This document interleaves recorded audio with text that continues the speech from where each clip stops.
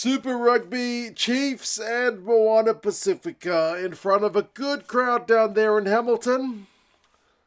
Moana had only one scalp to get in terms of New Zealand teams this year.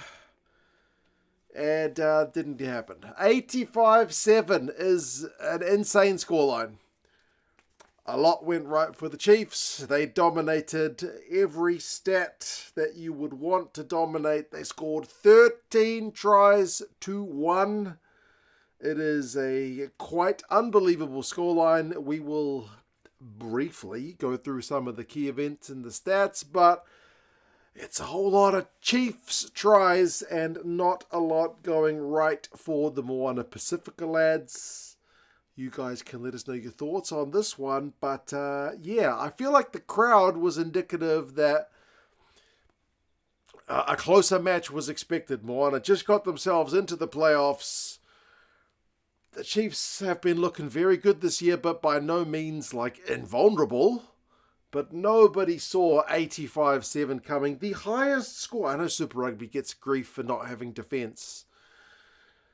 The highest score a team has conceded this season, I think, is 57. There's been a few 50s put on teams, but no 60s, no 70s, and certainly nothing in the 80s. This is quite insane. A lot went right for the Chiefs. They played some insanely good rugby, and Moana Pasifika not so much.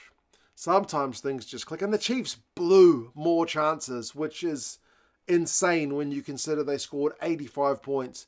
And when they were 19-0 up, they didn't score for a quite long time. And they probably should have. They had multiple knock-ons or tackled into touches and whatnot. They could have had more, folks. It took them 10 minutes to score. Chiefs were not going for penalties. They went for an early one into the corner. And they mauled it, shifted it. D-Mac drew.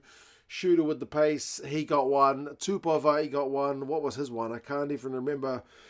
I remember the Moana guys got a yellow card. Pellegrini with a shot on Narawa, who went off after 15 minutes. Blood everywhere. Shot to the face. Ends up just being a yellow card, but that's when Va'i goes over. They punish straight away. Oh yeah, it was Satiti going close, and then Va'i next phase, just straight up the guts.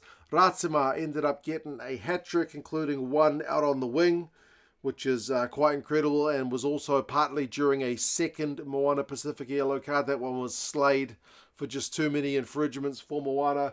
Tupaia got one, which they had to kind of TMO. Again, it's pretty much straight up the guts, close range try.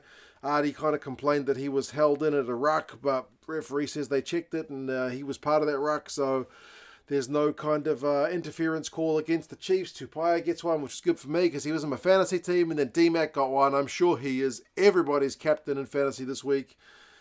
And the fact that he kicks 9 conversions and sets up a bunch of tries will help set up tries. Anyway, will certainly stand his points in good stead. So he got one himself. Carter gets a second half hat. 31-0 at halftime. 31-0. So the game's already dead and buried. The halftime stats, the possession 76 to the Chiefs, the territory 77. I never see that kind of lopsided. 60-something, yes. But 77% territory is nuts. The penalty count's 9-1. There's already been a yellow card. The line breaks is 5-zip. The defender's beaten's 18-1. It's almost just... It's like men against boys. If you double the halftime score, you're still getting in a pretty embarrassing scoreline. But it gets worse in the second half. Carter, who's looked close a couple of times, he gets his first of 3. That guy's got some silky skills. We talked previously about potential 7-1 splits for the All Blacks and a guy to cover halfback and outside backs and whatnot. Maybe Carter's your guy. He's got the sevens background. 3 tries for him. But the kicks the Chiefs put through. Chips and regathers and offloads in the tackle, support lines. Ratsima with the support lines was great. Yeah, I mean, Artie, if there was any one person who was going to get a try for Moana, it was Artie.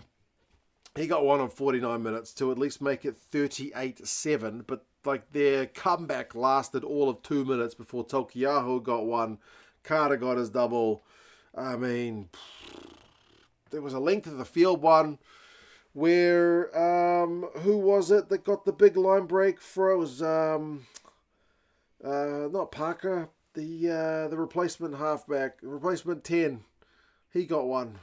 I can't even find it. Jacob. Jeez, there's just so many tries.